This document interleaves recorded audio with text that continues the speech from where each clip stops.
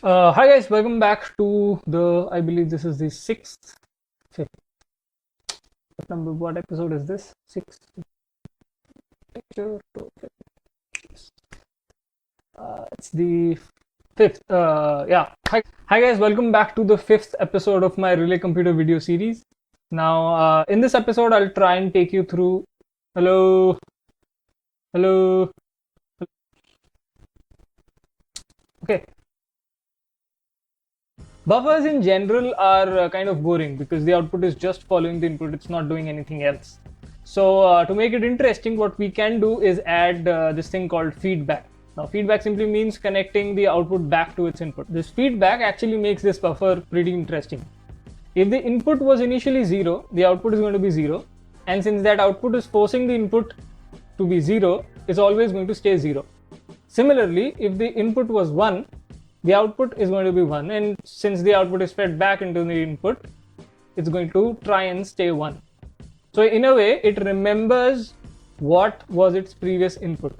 If we gave it a 1, it is going to stay 1. If we gave it 0, it's going to stay 0. Now, this can be explained better with the relay implementation. So let me show you the relay buffer. So this is a relay configured as a buffer. If we try to add feedback, then the common terminal gets connected to the coil.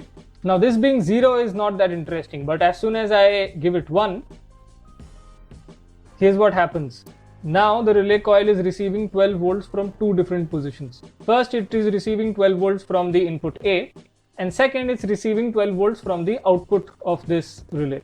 Now if I set my input to 0, it is going to stay 1.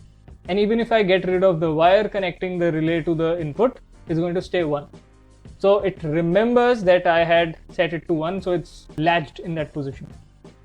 Now, if you want to switch it off again, you either get rid of the feedback or you can just disconnect the 12 volt supply. So disconnecting the 12 volt supply resets this relay. So for that reason, I'm calling the 12 volt line as the reset line, and this simple circuit is called a latch.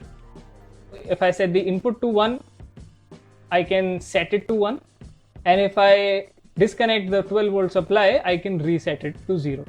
Now this one latch stores 1 bit of information. In a computer, we want to store more. So what I can do is replicate the same circuit multiple times. So let's make a 4-bit latch.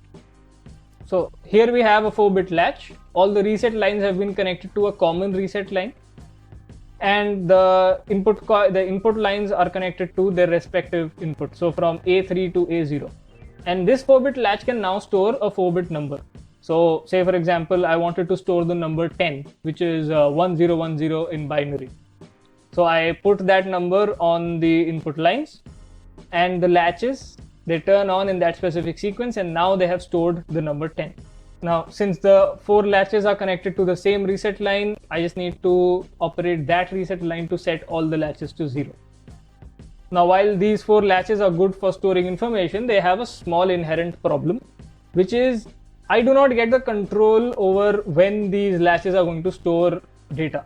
I mean, some data that comes on the data lines could be invalid and not meant for these latches, and these latches are still going to store that information. So basically, I need some kind of control over when these 4 latches are going to store data from the data lines. And for that, I've just added one switch on each data line to isolate the input of the latch from the data lines itself. So you've got 4 extra relays that are acting like switches to isolate the data lines and the input lines. You connect all the coils together, and since these relays are going to enable the latch to store data, we are going to call this the enable line. After adding these 4 switches, regardless of what data is on the data lines, the 4 latches are only going to save that data when the enable line is activated. So now if I set enable to 1, the latches turn on in that specific configuration, which right now is 0110, which is 6 in binary. And after I've disabled the enable line, which is I've set it to 0, now I can set the data lines to whatever number I want, and the latches are still going to store that previous number I saved. If I want to store a new number, I can reset this latch and then start again.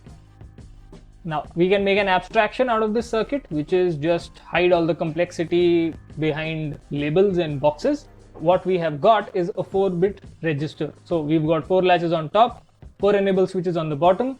They have their own set of control lines. The reset line clears the data of the latch, enable line connects the latch inputs to the outside data lines, and you've got 4 data lines coming out from this 4-bit register.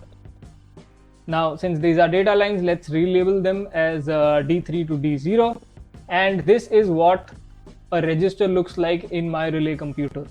Now, in the next episode, I'll show you the real deal.